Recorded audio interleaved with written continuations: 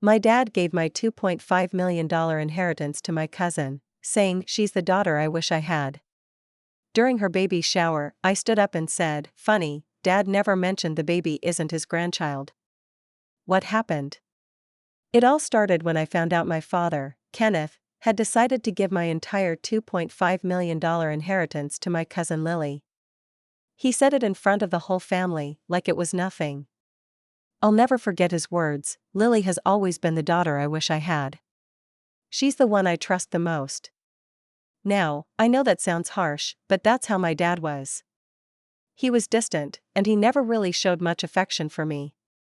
He was always busy with work, too wrapped up in his businesses and investments to notice what was going on in his own house. I was the one who handled everything, paying the bills, taking care of his appointments, and keeping the house in order. Meanwhile, Lily, his golden child, could do no wrong in his eyes. She could breeze through life without a care in the world, and he loved her for it. I had always tried to gain my father's approval. I worked harder than anyone else to make sure I was doing things right. I followed the rules. I kept my head down. But for some reason, it was never enough. Lily could show up late, barely make an effort, and still get praise. Everything she did was special. When I heard that my father had given her everything, I didn't know what to feel. The betrayal was a punch to the gut. All those years of taking care of him, picking up the pieces when he couldn't or wouldn't, and this is how it ended. I was left with nothing. And Lily, who had never really cared to help, was handed it all. But that wasn't the worst part. No, the worst part came when Lily announced she was pregnant. It felt like the final insult, like my father's decision had been sealed with her perfect little life. He couldn't stop talking about how excited he was to become a grandfather. This was his legacy, he said. And of course, the rest of the family rallied behind her, supporting her, congratulating her, as if she were the best thing since sliced bread. I couldn't take it anymore. I didn't show it at first. I kept my mouth shut, smiled through my teeth, and watched as Lily's baby shower loomed closer. It was going to be the event of the year. Everyone in the family was invited, except me, of course. It wasn't like they had formally excluded me, but it was clear that I wasn't welcome. The invitation had been a mere formality, and I knew better than to expect anything more. I walked into that baby shower with a smile on my face, but inside, I was fuming. It wasn't just the inheritance. It was everything, years of feeling like I wasn't enough. It was watching Lily take everything, while I had to beg for scraps. It was the fact that she could do whatever she wanted, while I was always forced to be the responsible one. The baby shower was filled with laughter, chatter, and the soft clinking of expensive glasses. The decorations were top-notch, gold balloons, designer baby clothes on display, and high-end gifts piled on the table. I didn't belong there. Everyone was fawning over Lily. Her pregnancy was the talk of the room. "She's going to be such a great mom," one of my aunts said, and everyone nodded in agreement. "You're so lucky, Lily," they all said. "This baby is going to be perfect." I watched it all, my blood boiling with every compliment, every smile aimed at her. It didn't matter that she hadn't lifted a finger to help with anything. It didn't matter that I had put in all the work for years, handling the mess my father created, while she skated through life. It didn't matter that I had always done what was expected of me, and she had done nothing. And then, at the height of it all, I snapped. I walked up to the front of the room, where everyone was gathered around, congratulating Lily on her pregnancy. There was a microphone, one that people had been using to speak about their excitement for the new baby. Lily was standing there, glowing, her hand resting on her belly, as if the whole world was at her feet. Without thinking, I grabbed the mic. "Funny," I said, my voice steady but sharp, cutting through the buzz of conversation. "Dad never mentioned that the baby isn't his grandchild." Silence. The entire room froze. You could feel the tension thickening in the air. People stopped mid-sentence, their smiles faltering, their eyes darting from me to Lily, and then to my father. It felt like time itself had stopped. Lily's face turned from a bright, happy expression to one of confusion and then anger. She didn't know how to respond. She looked at me, her mouth opening and closing like she wanted to speak, but couldn't find the words. My father, standing at the back of the room, paled. He looked like he was about to faint. I could see the sweat beading on his forehead. This was it, the moment everything changed. I wasn't finished yet. I'm talking about the affair, I said, my voice rising with each word. The affair that your perfect husband had with someone else. The one that led to the conception of this baby. The room was dead silent now. I could hear my heart pounding in my ears. People were whispering, staring at my father, their expressions mixed with shock, confusion, and disbelief. Victoria, Lily finally managed to choke out. What are you talking about? I looked her straight in the eyes, unblinking. Your baby isn't my dad's grandchild. It's someone else's. And you've been lying to everyone about it. The room seemed to hold its breath, waiting for someone to speak, to say something, anything. But all that came next was my father's voice, shaking and barely audible. That's enough, Victoria. Don't make this worse than it already is. But it was too late. The damage had been done. Lily stood there, frozen, her face as white as a ghost. Her perfect world, her carefully constructed image, was falling apart. My father, unable to respond, looked at the floor, guilt and shame written all over his face. My aunts and uncles were murmuring among themselves, some giving disapproving looks, others looking at my father as if waiting for an explanation. But it didn't matter.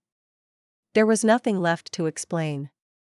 Lily's perfect image was cracked, and my father's reputation was on the line. I didn't stay long after that.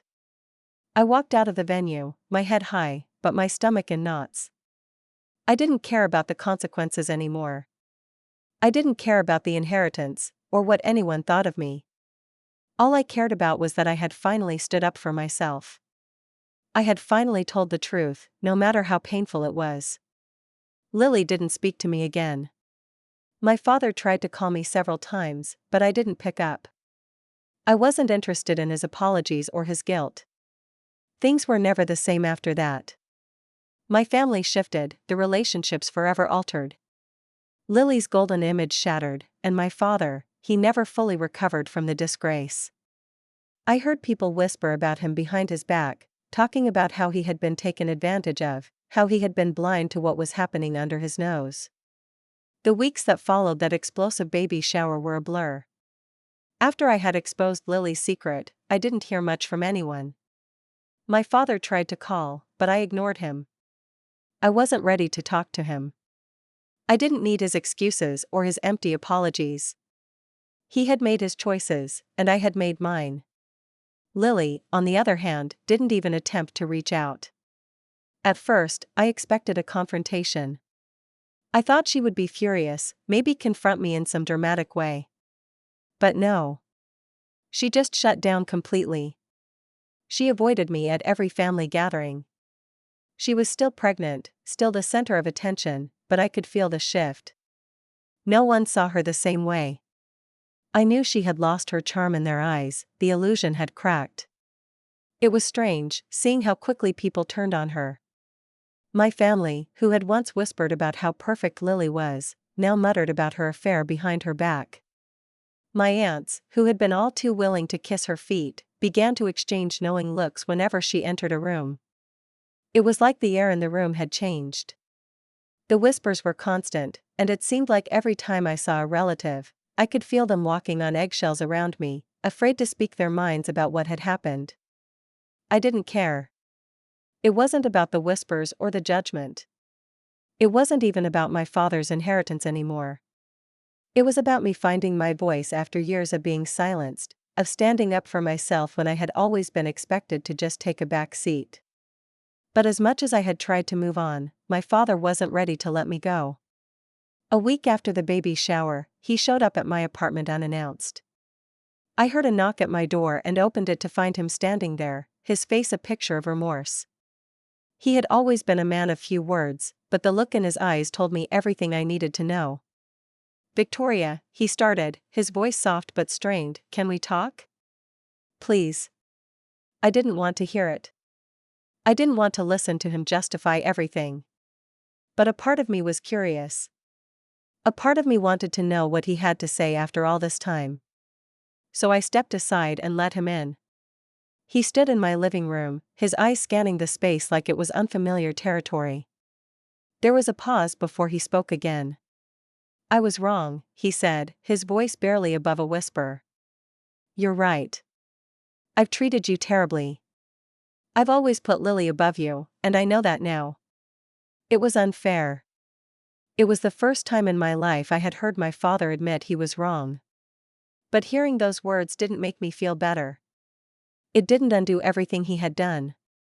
It didn't take away the hurt that had built up over the years. It didn't change the fact that Lily had always been the apple of his eye while I was left in the shadows. "I don't need your apology," I said, my voice steady but cold. "You've had years to realize that. It doesn't change anything." He sighed, sitting down on the edge of my couch. "I'm not asking for forgiveness, Victoria. I'm just trying to make things right. I know I can't fix what I've done, but I want to try. I want you to know how much you mean to me. I don't know how to show it." I crossed my arms, feeling the weight of his words. For a moment, I thought maybe he understood, but then the thought hit me, what would it matter if he understood now? He had already made his choice. He had already chosen Lily over me, and no amount of late apologies would change that.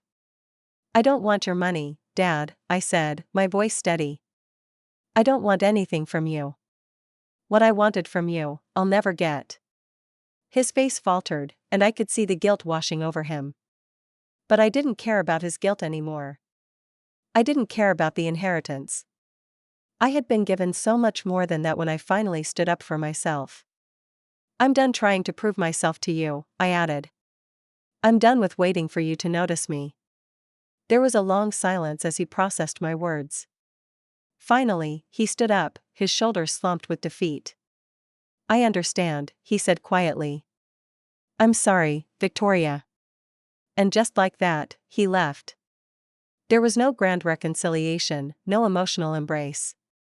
It was just him walking out the door, like he always did. The next few weeks were a strange mix of emotions. I went about my life, focused on my work, finding peace in the small things. I was starting to feel a sense of liberation, but it was hard. Letting go of everything, the expectations, the hurt, the hope that one day my father would finally see me, it wasn't easy. But it was necessary. I thought that would be the end of it. That maybe my father would learn his lesson, that Lily would stop pretending her life was perfect, and that I would be able to move on in peace. But I was wrong. One day, I received a message from an unknown number. At first, I ignored it, thinking it was just another one of those random solicitations we all get. But something told me to open it, and when I did, I froze. It was a screenshot. A screenshot of an email. And in the subject line was the one thing that made my heart stop. "Dad's will, final draft." I opened the message. It was a draft of my father's will, the one he had been working on for months. And what I saw inside made my blood run cold. Lily's name was everywhere. Her name was listed as the sole beneficiary, with one exception. There was a small clause, one I hadn't seen before, stating that if Lily had a child, the inheritance would be split between her and the child's mother. It was a clause I had never known about. A clause that made me realize something. The baby Lily was carrying? It wasn't just my father's legacy at stake. This child had the potential to claim everything my father had. Suddenly, everything made sense. The lengths Lily and her husband had gone to cover up the affair. It wasn't just about them. It was about securing the inheritance. The entire reason for their perfect little life wasn't what it seemed. And now, with that final draft of the will in my hands, I was about to find out just how far they were willing to go to protect their perfect little world. As I sat there, staring at the email on my phone, I felt a cold fury build inside me. My father's will, the one he had just finalized, confirmed everything I had suspected. Lily wasn't just after the inheritance, she was after all of it, and she'd been manipulating my father for years. I knew I couldn't let this slide. Not after everything. I had to do something, and this time I wasn't going to sit back and let them get away with it. The first thing I did was gather as much evidence as I could. The email was a goldmine, but I needed more. I went through old family documents, things I had gathered from the past, like past wills and financial statements. As I sifted through the papers, I discovered something even more alarming. The child Lily was carrying wasn't just her perfect little future. There was a chance that the child was not even her husband's, something that could, if exposed, completely nullify the inheritance clause. But I wasn't interested in playing petty games. I had already exposed one truth. Now, it was time to expose the full extent of the lies and manipulation that had been going on for years. I didn't want to destroy anyone's life, but I did want to make sure that Lily's and my father's carefully constructed world came crumbling down. They had made me the outsider, the one who had to suffer in silence while they had everything handed to them. Now it was time for them to face the consequences. I made an appointment with a lawyer. 2 days later, I found myself sitting in a sleek office with my lawyer, a woman named Claire who was known for handling sensitive cases like mine. I explained everything: my father's favoritism, Lily's manipulation, the affair, the will. Claire listened patiently, nodding as she took notes. "What you're describing," Claire said thoughtfully, "could very well be grounds for a legal challenge. It sounds like your father may have been unduly influenced by your cousin, and there's a possibility that the inheritance clause could be contested, especially if Lily's husband is proven not to be the father of her child. Do you have proof of the affair?" I nodded. I handed over the evidence I had gathered: old messages, photographs, and even the emails about the baby. It was more than enough. Claire's eyes widened as she reviewed the materials. "This will not be easy, but it's certainly possible. You may not be able to change the will entirely, but you could contest the terms. If the affair is proven and the child's paternity is questioned, that clause could be rendered invalid." I felt a small sense of relief. For the first time in a while, I felt like I had a chance. It wasn't just about the money, it was about justice. My father had treated me as an afterthought for so long. It was time to reclaim my place in this family. The next few weeks were a blur of legal consultations and strategy meetings. I filed a formal complaint, demanding the will be scrutinized under the grounds of undue influence and potential fraud. I wasn't in it for the inheritance, but I was ready to fight for what was mine, for what I deserved. I also made sure that word of the legal challenge spread, starting with the people closest to Lily. I didn't want to leave anything to chance. I sent the evidence to a few family members who had always been loyal to my father, making sure they understood exactly what was going on. It wasn't just about me, it was about them, too. My father had used his wealth to manipulate people, and now the truth had to come out. Lily and her husband were blindsided. They had never expected anyone to challenge them. Lily's world started to crumble when the legal papers were served, and the family began to question her perfect little life. The whispers spread quickly, and soon, people who had once adored her began to doubt everything she had told them. The paternity of the child, which Lily had so carefully hidden, was put under the microscope. Her husband, furious at the betrayal, demanded a paternity test, and when the results came in, they confirmed what everyone had been suspecting: the child was not his. The father of the baby? A business associate of Lily's, someone she had been having an affair with for years. The disgrace hit the press, and Lily's perfect world came crashing down in public disgrace. When the news broke, I wasn't surprised. I had expected it to happen, but nothing could have prepared me for how quickly everything shifted. Lily was no longer the golden child of the family. My father's reputation was tarnished as well. The will was contested, and the legal challenge moved forward. Though the case dragged on for months, the eventual ruling was a victory for me. The court decided that the inheritance clause in my father's will was invalid due to the manipulation and the lack of transparency in the paternity of the child. Lily lost her claim to the entire fortune. My father's assets were split more fairly, with a portion being allocated to me, though not all of it. But the real victory wasn't in the money. It wasn't about inheritance at all. It was about the fact that I had finally stood up for myself, that I had forced the truth out into the open. Lily, once the darling of the family, was exposed for what she truly was, someone willing to manipulate and deceive to get what she wanted. I made the decision to leave the past behind completely. I didn't need to be part of the family drama anymore.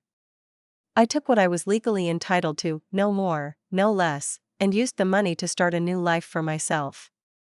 I moved into a new apartment, away from the shadows of my family's expectations, and focused on building something meaningful on my own terms. Lily? She was left to pick up the pieces of her shattered life. The affair was exposed, her perfect image destroyed, and the fallout from the legal battle left her isolated. My father, though he tried to salvage his reputation, never quite regained the respect he had lost. As for me, I didn't look back. I didn't need their approval or their love anymore. I had found something better, my own sense of self-worth. And in the end, that was worth more than any inheritance. Looking back, I'm not sure if my father ever truly understood the pain he caused me, but I don't need him to. I've moved on, built a life where I'm in control. The revenge was never about being cruel. It was about standing up for myself and finally walking away from the family that never valued me. And in the end, that was the sweetest revenge of all. Months passed since the dust had settled, and with each passing day, I felt a little lighter. The weight of the years spent in my father's shadow, fighting for his attention and approval, slowly lifted. I had taken control of my own destiny, even if it had come at the cost of family and years of pent-up frustration. Lily, once the shining star, had vanished from the social circles we once shared. The disgrace surrounding her affair and the subsequent legal battle had been too much for her to bear. Her reputation, once untouchable, had been shattered, and though she tried to rebuild it, people couldn't forget.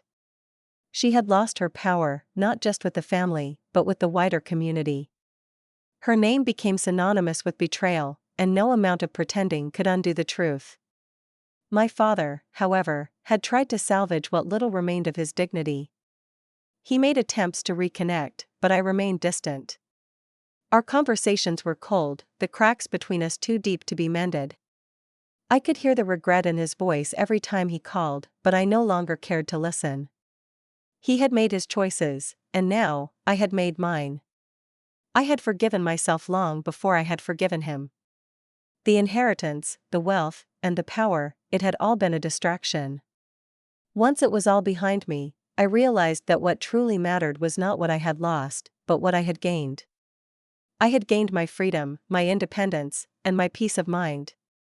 No longer was I tethered to a family that didn't see me for who I truly was. I had stepped into my own, and though it hadn't been easy, I was finally living on my terms. As for the family, they remained divided. My aunts and uncles, who had once been so quick to support Lily, now whispered among themselves when they thought no one was listening. They were disappointed by the choices Lily had made, but more so by the fact that they had turned a blind eye for so long. They tried to reach out to me, but I didn't need them either. I had no place in a family that had only ever used me as a pawn in their power struggles. But that was okay. I wasn't angry anymore. I wasn't bitter. I had learned the hard way that family doesn't always mean loyalty, and blood doesn't always mean love. I had made peace with the idea that my true family was the one I had created with friends, with people who saw me for who I was, who respected me and didn't expect me to be something I wasn't. In time, I built a new life. It wasn't perfect, but it was mine. I started a small business, one I had always dreamed of but had never dared to pursue while trapped in my family's web. It wasn't about proving anything to anyone anymore. It was about finding happiness on my own. I still think about the past sometimes, but the anger has faded. I realize now that the revenge I sought wasn't about getting back at my family, or making them suffer. It was about reclaiming my power, my voice, and my worth. And when I look at where I am now, I know I made the right choice. The world keeps spinning, and so do I. But this time I'm not chasing anyone's approval. I'm only chasing my own happiness. And that's all I need.